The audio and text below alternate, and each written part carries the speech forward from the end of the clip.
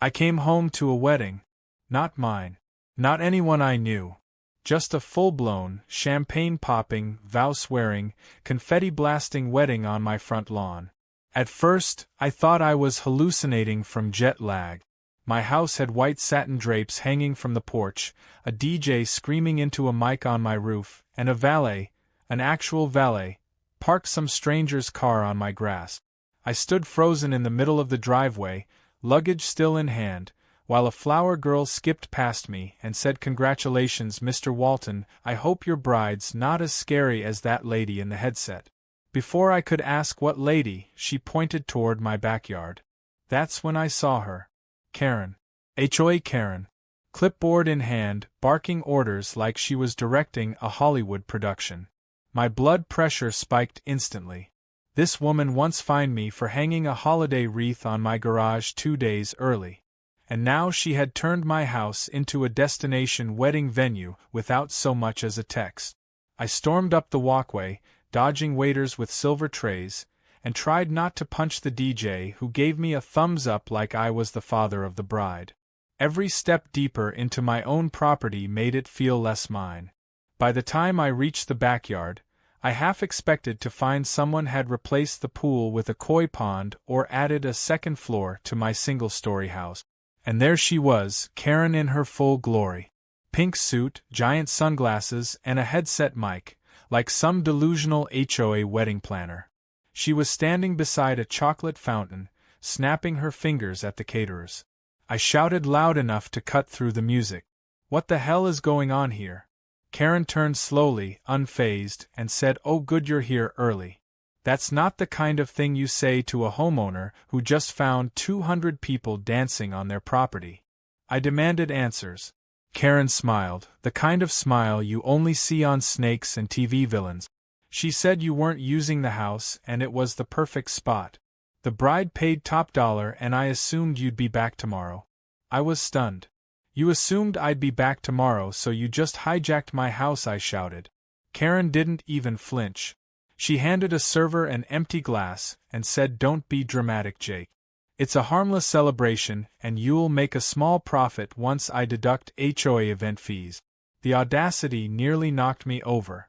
HOA event fees. My home was turned into a rental hall, and she was now charging me for it. I pulled out my phone to call the police, but just as I dialed, 2 men in tuxedos bumped into me, spilling red wine down my shirt. They apologized profusely, patting me down with napkins, but my phone was now stained and malfunctioning. Karen looked at the mess and said, "That's what happens when you interrupt love." I was 1 second from throwing a chair through the chocolate fountain when I felt something pressed into my hand. It was a folded napkin. I turned around to see the bride, perfectly composed, radiant, and oddly calm, walking past me like she hadn't just witnessed a meltdown. She leaned in and whispered, "Congratulations to you two," before walking up the steps to the gazebo with her groom. I looked down at the napkin. There was something scribbled on it in red lipstick or maybe a marker. It read, "Don't interfere, I'm undercover, trust me." I blinked. Undercover. My head snapped back up to find the bride again, but she was already mid-vow. I tried to make sense of it all. My house was being used for a wedding I never agreed to. Karen was acting like the master of ceremonies. And now the bride had just informed me she was working some kind of secret operation. The groom didn't seem the least bit emotional. He looked like a statue. And some of the guests were way too stiff to be family or friends. They didn't eat. They didn't drink. They stood like sentries. I walked back inside my house, which reeked of roses and was littered with high heels and jackets guests had dumped like it was a public coatroom. My den had been turned into a makeshift makeup room.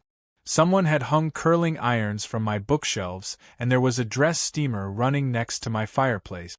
My living room furniture was gone. Replaced. There were rented white chairs and glass coffee tables. Someone had even swapped out my art. My art. With generic romantic prints of sunsets and swans. Upstairs wasn't any better. My guest room was packed with gifts wrapped in glittery paper. My master bedroom door was open and a hairstylist was curling someone's hair on my bed. My freaking bed. I asked her what she was doing, and she said the bride told me to set up here, it's the best light. I walked into the bathroom, locked the door, and just sat on the tub edge for a minute, trying to breathe. Everything about this felt wrong. I should have called the cops again. I should have dragged Karen through the HOA office by her hair. But that napkin. Don't interfere. I'm undercover. Trust me. Why would an undercover agent host a wedding here? Why my house had Karen unknowingly provided a venue for a federal sting? I started pacing. I remembered a small mark drawn next to the writing. It looked like a badge symbol. Faded but familiar. I'd worked as a contractor for a digital infrastructure project linked to a federal agency a few years ago. That symbol had shown up in our documentation before. It was a real agency tag. Was the groom the target? Was Karen more than just a neighborhood control freak? Was I now a key witness in an operation I hadn't signed up for? I peeked outside through the blinds. The wedding was in full swing. The bride was dancing with the groom. But her eyes kept scanning. Calculating. Not joyful. Purposeful. I watched as she whispered something into the ear of a tall man in sunglasses who then walked off toward the guest house. That's when it hit me. This wasn't just a wedding. It was bait. And my home had become the trap. I stayed behind the blinds a while longer, barely breathing as I tried to process what had just unfolded in my own backyard. The laughter outside was louder now, guests raising champagne flutes and taking pictures beneath the string lights Karen had probably stolen from someone's patio. I scanned the crowd again. The bride was no longer visible, nor was the tall man in sunglasses she whispered to. My heart thudded as I thought about the napkin again. Don't interfere. I'm undercover. Trust me. It felt absurd, like a prank or a bad dream, but everything happening was too elaborate to be random. Karen hadn't just overstepped her boundaries. She had weaponized them. And if the bride really was undercover, then Karen might be entangled in something deeper than HOA overreach. I crept out of the bathroom and slipped into my office, shutting the door quietly behind me. I powered on my desktop and connected to my private drive. Years ago, I'd done contract work for a federal data protection agency, helping them set up internal VPN infrastructures and surveillance analysis tools. I wasn't some James Bond hacker, but I knew enough to recognize government patterns and internal agency tags. I scanned the napkin again, now flattened on my scanner. The symbol on the corner, it wasn't just familiar. It was precise. Homeland Financial Crimes Task Force. I froze. That division specialized in large-scale money laundering, real estate fraud, and offshore shell corporations. What the hell had Karen gotten involved in? I tried digging into HOA records through the limited public access tools the community allowed, but most of the financial data was password-locked under HOA officer clearance. No surprise there. Still, I had backup. When Karen had once threatened to fine me over non-regulation mailbox color, I'd suspected she was twisting regulations for profit. So I installed a network sniffer that monitored all community-wide online portal transactions. Not illegal, not intrusive, just passive logging of data packets between the HOA server and public Wi-Fi access points. Now that tool became gold. I reviewed the logs and spotted odd activity spikes every time a community event was hosted. Payments made through private gateways, not the official HOA vendor channels. Most disturbing of all, multiple rentals had been processed using the same fake homeowner signature. Including my own address. Karen had created a duplicate record showing my home as approved for temporary events with a forged digital signature. That wasn't just abuse of power. That was wire fraud. My adrenaline kicked in. I checked the logs against her known event dates and matched 6 separate instances of the same behavior. I recognized a few of the other properties. 2 of those homeowners had moved out after mysterious contract disputes. I even remembered seeing one neighbor crying while her patio furniture was tossed out by restructuring volunteers. Karen had created a real estate racket under the guise of HOA authority. She was making money hosting fraudulent events, laundering the payments through dummy vendors, and claiming it was all community approved. I backed up everything and encrypted it. I wasn't about to get dragged into federal court without receipt. But the question remained, who was the target of this particular operation? Was it Karen, or was she just a piece of it? The groom? The guests? The bride clearly knew what she was doing. But why risk the entire operation in a live, unsanctioned wedding on someone's actual home? Unless Karen had gone off script and the agency had to adapt. I stepped outside again, trying not to draw attention. The reception was still going. People laughed, clinked glasses, posed for pictures on my front steps like it was a five-star venue. I noticed something else now. Several of the guests weren't interacting much. They were spread out evenly. Too evenly. One was near the garage, another by the kitchen window, another near the hedge separating my yard from the neighbor's pool. It looked like perimeter coverage. These weren't guests.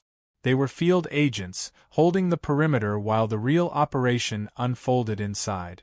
I walked slowly toward the pool house, pretending to stretch like I needed a break. That's when I saw her again, the bride, Agent Lila, or whatever her real name was. She was standing with the tall man she'd whispered to earlier. He had a small black case in his hand, and she was typing something into a device. They both looked calm, focused, like this wasn't their first time turning a wedding into a mission. I stood at a distance until Lila noticed me. She gave a soft smile, then waved me over. I hesitated, then walked slowly toward her, staying casual. She leaned in close. I expected her to scold me for getting involved. Instead, she whispered, "Good work with the packet monitoring, Mr. Walton. We've been watching Karen for months, but your data just gave us probable cause for deeper financial warrant." My jaw dropped. "You've been watching me?" I asked. She nodded. "Not for you. For her. She used your name in at least 3 dummy approvals. We needed someone stable to bait her greed. You've been incredibly cooperative without even knowing it." I didn't know whether to feel flattered or violated. She handed me a folded envelope. Inside was a temporary federal clearance card. "You're now a protected source in a federal investigation. Do not speak about this outside of verified channels. You'll be contacted for testimony if required. Also, your house is currently under federal observation, so don't unplug the router." My router? I laughed nervously. "It's tied into the surveillance van 3 houses down. You're part of the operation now. Congratulations." The groom stepped out of the pool house then, wiping his hands with a cloth. Turns out he wasn't a groom at all. Just another agent playing a role. Lila turned back to me and added, "The actual target is arriving soon. And we need Karen to complete the handshake. You'll stay in the house. Keep calm. Don't confront her. Let it play out." I wanted to argue, to demand she end it now and get these people off my property, but I could tell from her tone this wasn't negotiable. As I walked back inside, I saw Karen pacing by the fountain. She looked stressed, her confidence from earlier fading fast. She kept checking her phone and muttering to herself. Whatever was about to happen, it was clear even she didn't have full control anymore. She had played with the wrong agency, and now the consequences were closing in. I shut the door behind me and stood in the living room that used to be mine, but now felt like a government trap. Everything around me was surreal. A fake wedding, a real sting, a delusional HOA president caught in the middle of a federal takedown. And me, the guy who just wanted to come home after a long trip, now acting as an involuntary witness in the wildest operation this neighborhood would ever see. I looked at the TV, where someone had paused the music to play a wedding slideshow. My face was in one of the background shots, confused and angry. I laughed despite myself. If this ended badly, at least I'd make one hell of a Reddit post. The sun had started to dip below the trees, casting an amber glow over the mess that used to be my backyard. The fairy lights flickered on automatically, just in time to illuminate the spectacle as guests toasted again, though this time the laughter felt different. Tighter. Sharper. Like people were watching each other more than celebrating. I stood by the kitchen window, out of sight, gripping the envelope Agent Lila had handed me. Protected source. Federal observation. The words echoed in my head while Karen strutted near the pool, glancing at her watch, clearly waiting for someone who hadn't arrived yet. Or maybe he had, and she hadn't recognized him. I could see her nervously adjusting the decorations and repositioning chairs, like that would somehow impress the kind of people she was dealing with. Her phone never left her hand. She kept tapping at it, scrolling through something she didn't want anyone else to see. From what I could gather, the real deal hadn't gone down yet. Karen wasn't just the organizer of this unauthorized wedding.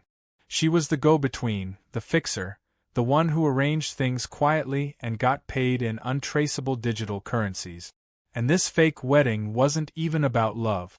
It was a laundering scheme wrapped in floral arrangements and champagne toasts. Then I spotted him. He arrived not in a tux but in a navy blue suit that screamed quiet money. Mid-50s, silver hair slicked back, tan like he spent half the year in tax-free countries. He stepped out of a black SUV that hadn't come through the valet line. No plates on the front. He didn't look around. Just walked straight toward Karen, who turned immediately like she'd been summoned by instinct. She greeted him with a handshake and a quick bow of her head, something between deference and anxiety. The man didn't smile. He said a few words and she motioned toward the pool house. From inside the kitchen, I watched Karen escort him through the backyard. Her body language was suddenly humble, almost frightened. That told me everything I needed to know. Whoever this guy was, he wasn't some rich wedding guest. He was the one they'd all been waiting for. Lila must have seen him too, because she appeared by the gazebo seconds later, still in her wedding dress but now with a more purposeful posture. Her hands were empty, but you could feel the tension in the way she moved. Controlled. Poised. I remembered her instructions. Stay calm. Don't confront anyone. Let it play out. But my curiosity was eating me alive. I moved upstairs to the guest bedroom that faced the pool house. From there, I could see the SUV clearly and even catch glimpses of the man as he walked inside with Karen. I pulled out my old DSLR camera, zoomed in, and began snapping photos through the blinds. Not because I didn't trust the feds, but because I didn't trust Karen. And I needed to have my own proof in case things went sideways and someone decided I was part of this mess. As I clicked through shots, I caught something strange. The man in the suit wasn't carrying anything when he arrived, but when he exited the SUV, a small glint caught my eye. A metal briefcase, tucked between the driver's seat and center console. He didn't bring it out. He left it in the car. I zoomed in again. The driver hadn't left. He was still sitting there, staring ahead, both hands on the wheel, not blinking. Something about the way he sat bothered me. Too stiff. Too aware. That wasn't just a chauffeur. That was protection. The briefcase wasn't luggage. It was leverage. Maybe evidence. Maybe payment. Maybe both. And if the agents hadn't noticed it yet, they needed to. I went back downstairs and stepped outside with a glass of water to blend in. The reception was quieter now. The real guests were gone. Only a skeleton crew remained. Karen, the man in the suit, the so-called driver, and the agents who were still playing their roles. Lila moved through the crowd like a bride on a mission, her eyes scanning every face. I made a slow move toward her, catching her eye without making it obvious. She drifted toward me under the pretense of fixing a centerpiece. The briefcase, I muttered. SUV. Left side, I added, barely moving my lip. She didn't blink. Just adjusted a napkin and said softly, "Good eyes." Then she was gone, gliding across the yard like she was checking on wedding favors. A minute later, one of the caterers dropped a tray near the SUV and leaned into the driver's side window, chatting casually. Within seconds, another agent circled around from the other side, taking photos or scanning tags. The trap was adjusting. Back at the pool house, Karen was sweating now. Her perfect pink jacket had blotches under the arms. She nodded quickly as the man handed her a small tablet and pointed to something on the screen. She clicked a few times and nodded again. A transaction. It had to be. Digital keys exchanged in person to complete the deal. If Karen was getting paid, the money was moving now. That was the whole point of this wedding. Fake ceremony, real data swap. And I had a front row seat. Suddenly, there was a loud crash from inside the house. Glass shattered. A scream followed. At first, I thought something went wrong with the sting. But no. It was Karen. She bolted out of the pool house and made a mad dash across the yard, knocking over a table as she screamed into her phone. I couldn't hear what she was saying, but she was panicked. People started running. Lila reached for her earpiece. Within seconds, the agents moved. The driver tried to put the SUV in gear, but the valet slammed a barricade cart in front of it and pulled a badge from his vest. Guns were drawn before anyone even processed what was happening. Karen didn't get far. She tried to leap the back fence, but her foot caught on a floral garland, and she hit the ground face first. 2 agents were on her immediately.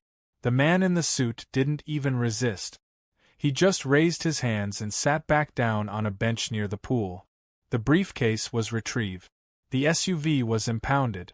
The guests were herded off the property under the pretense of a noise violation, none the wiser that they'd just witnessed the quietest federal takedown in the state's recent history. I sat down on my porch, shaking. Not from fear, but from the sheer madness of what had just unfolded. My house had become a sting site. My backyard, the final act of a months-long investigation. Karen, now cuffed and screaming about entrapment and immunity, was being stuffed into the back of an unmarked vehicle. Lila passed by me, no longer smiling. Her expression was hard. Professional. She looked at me and said calmly, "You did good. Now get some rest. You'll need it. We'll be in touch." I nodded, too tired to ask what came next. The lights were shut off. The decorations stripped away in a minute. Within an hour, the house was silent again. But I knew nothing about it would ever feel the same. Not after tonight. Not after everything I'd just seen. I didn't sleep that night. I just sat in my kitchen, lights dimmed low, sipping whatever coffee was left in the pot, staring at my phone, half expecting it to buzz with another federal instruction. Outside, the remnants of the so-called wedding were scattered like pieces of a bad dream. Flower petals stuck to the grass, champagne glasses knocked over in the rush, folding chairs left askew like soldiers who deserted their post. And somewhere in the middle of all that, my backyard, the place where I used to grill burgers and read books in the sun, had become a crime scene wrapped in twinkle lights. By sunrise, I thought it was over. But I was wrong. Because by 8 a.m., a different kind of crowd showed up. Karen's HOA loyalists. 3 of them. Clipboard-carrying, sun-hat-wearing foot soldiers of neighborhood control. They knocked on my door like I owed them an explanation. One of them, a woman named Brenda, who always walked her poodle in front of my house and complained about my mailbox color, started in before I could even say good morning. She said they'd reviewed footage from the community camera network and believed I was responsible for the chaos. According to her, I had allowed a non-approved event to spiral into federal disruption, whatever that meant. I just stood there, stunned, still wearing the same clothes from last night. I told them Karen was in federal custody, but they waved it off like I'd just told them she went on vacation. Brenda said Karen had simply taken a personal leave of absence, and they'd be overseeing things until she returned. I almost laughed. Karen was probably in a holding cell, flipping on every contact she had to save herself from charges that included wire fraud, money laundering, conspiracy, and likely obstruction of justice. And yet these HOA volunteers were acting like she was on a yoga retreat. They said they'd be issuing fines for the unauthorized disturbance and the damage to common property, meaning the lawn near the HOA fence that got trampled during Karen's faceplant arrest. I couldn't believe it. But then something clicked. Karen must have set this up, just in case things went bad. She probably wrote protocols or backup authority assignments into the HOA's bylaws, so even if she disappeared, her minions would keep operating like nothing had happened. It wasn't just about real estate scams. It was about control. The HOA had become her personal army, and she'd programmed them to keep marching, even if the general went down. That meant the only way to truly stop Karen was to dismantle her power completely, starting with the HOA. I needed proof. Not just for the feds, but for the neighborhood. People still respected the board. They thought Karen was annoying, sure, but they had no idea she was running black market rental deals and using their signatures to funnel money through fake vendor contracts. I pulled up my backup files again, every log and packet trace I'd recorded since she first started targeting me. I cross-referenced HOA meeting dates with property damage complaints, payment transfers, and security footage. A pattern emerged. Karen had held at least 8 community events over the past year, each one matched with a suspicious digital payment to a vendor company that didn't exist in the state registry. The digital forensics told a clear story. Karen created LLCs under fake names, listed them as vendors or entertainment providers for these events, approved the payments through board meetings no one remembered attending, and then withdrew the funds using prepaid crypto wallet. She'd used my property, and at least 3 others, as laundering points. She made it look like the HOA was funding events, but she was funneling the money through her own shell operations. And it wasn't just about the cash. She built leverage, fake signatures, private data, digital keys. Anyone who questioned her got threatened with fines or legal letters she drafted using forged legal credentials. It was a complete empire of manipulation, all cloaked in HOA authority. I sent the files to the federal contact Lila had scribbled on the back of the clearance envelope. Less than an hour later, a plain black SUV pulled up to my house. A man in a federal windbreaker stepped out, didn't say a word, just nodded, took a hard drive from me, and left. That was the moment I knew this wasn't over. It was escalating. And it wasn't just about Karen anymore. This investigation was going higher. The man in the suit from the wedding? Turns out he wasn't just some anonymous player. His face popped up later in an article about real estate racketeering connected to 5 other states. And I'd snapped a crystal-clear photo of him stepping into my pool house. By the afternoon, 2 neighbors dropped by. Both were skeptical of the HOA and had heard rumors that something serious went down the night before. I didn't go into detail, but I hinted that Karen wouldn't be returning anytime soon. One of them, an older guy named Mitch who used to work IT for a financial firm, asked if I had ever seen how the HOA actually stored their member data. That's when we had a lightbulb moment.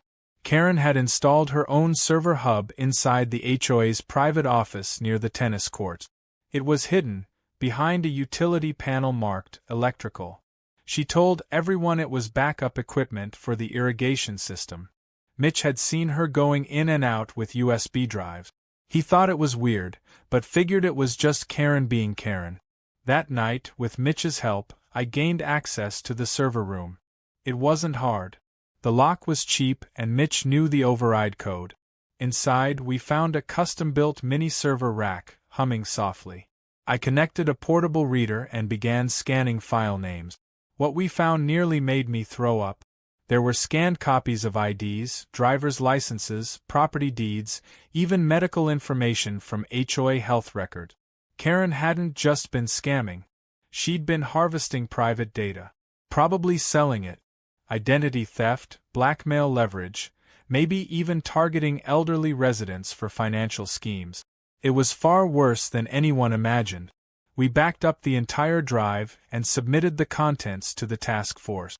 They confirmed later via encrypted message that it was exactly the kind of evidence needed to trigger full-scale federal action against Karen's network. And not just her.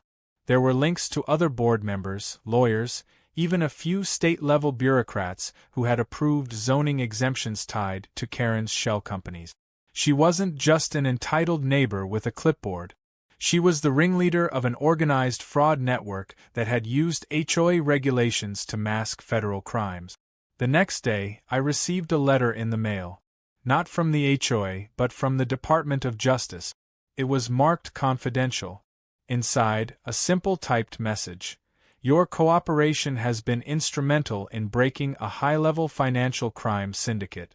You are advised to maintain discretion. A liaison will be assigned for your continued protection. Also enclosed was a prepaid debit card labeled damage reimbursement and a document waiving me from future HOA fees permanently. I sat back in my chair and laughed. Not because it was funny, but because the irony was unbearable. Karen had tried to find me for painting my mailbox blue. Now she was facing decades in prison for laundering millions through fake weddings, ghost vendors, and a server hub hidden in a tennis court wall.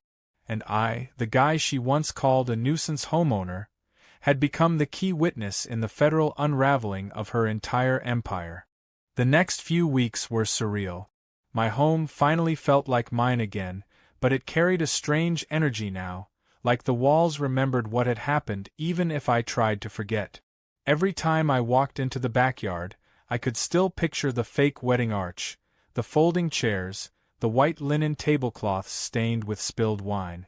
But more than that, I remembered the way it all ended, Karen face down in the grass, the so-called groom in cuffs, and a briefcase of secrets sitting in the back of an SUV while the entire illusion crumbled in a matter of minutes.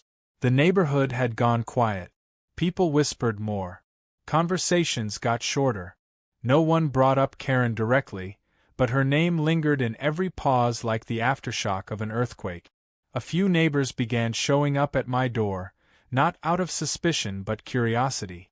They wanted to know what really happened. Most of them had only seen the end. Federal agents swarming in like something from a movie, Karen being dragged away, and my house at the center of it all. I told them only what I was allowed to.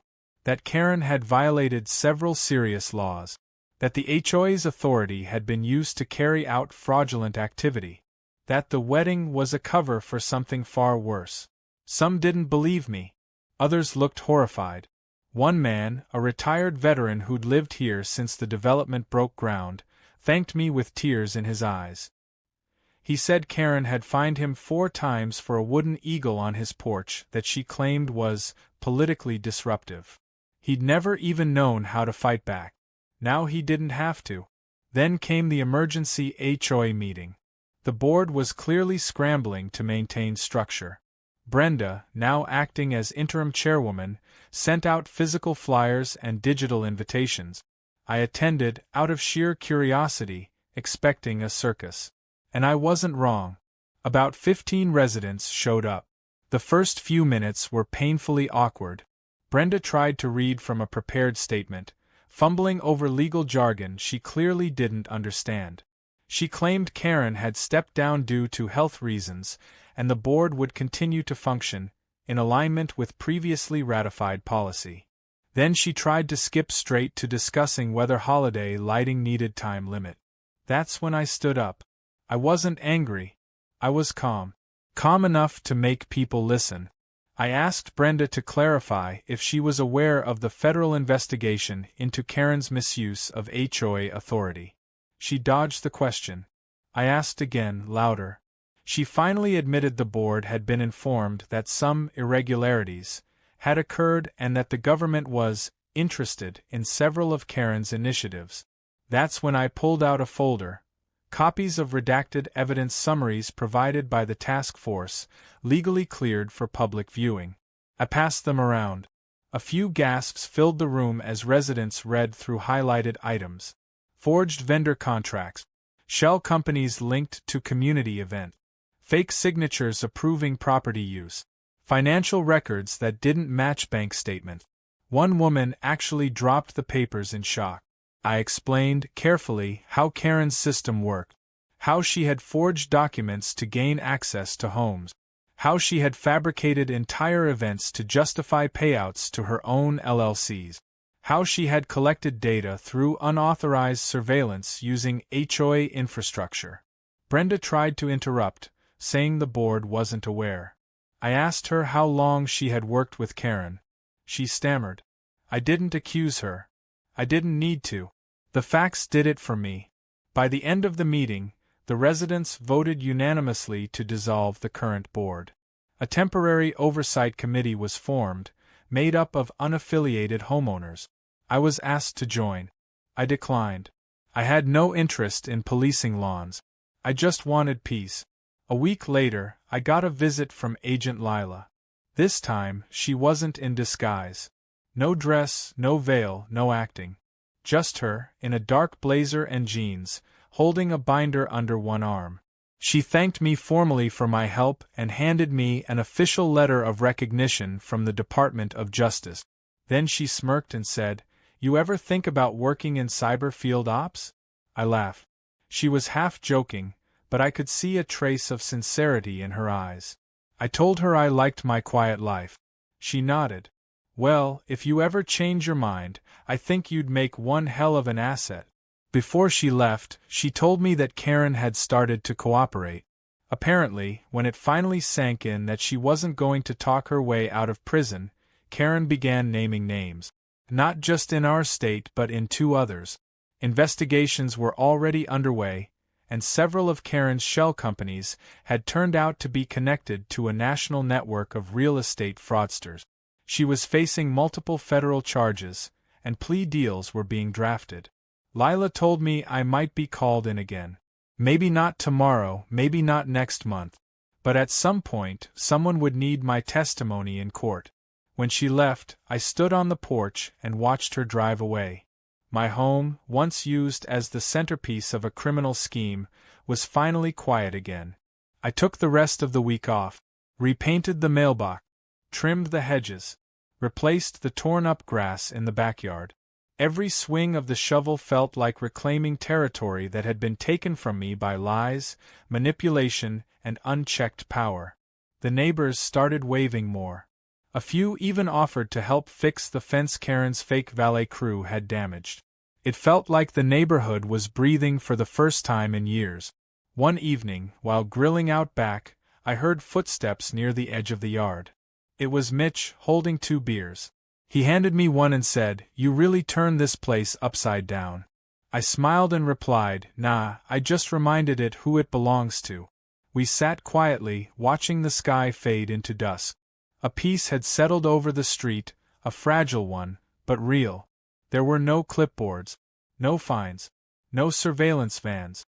Just homes, people, and the kind of quiet that comes after a storm. A few days later, I got a plain white envelope in the mail. No return address. Inside, a card. No words. Just a photograph. It was from the wedding. Me, standing in the chaos, a wine stain on my shirt, the bride walking past me with that strange little smile. On the back, a handwritten message. "You kept your head when it counted. Stay sharp." No signature. But I knew exactly who it was from. I slipped the photo into my desk drawer, closed it gently, and let out a long breath. Life returned to normal. Or as close as it gets when you've helped take down a criminal syndicate using your own backyard. But one thing was certain: nobody would ever use my house again without permission. And if they tried, well, they'd have to answer to more than just me. They'd have to answer to the bride, who wasn't really a bride, and the man who accidentally became a key player in a federal sting. All because one HOA Karen thought she could throw a wedding in the wrong man's yard.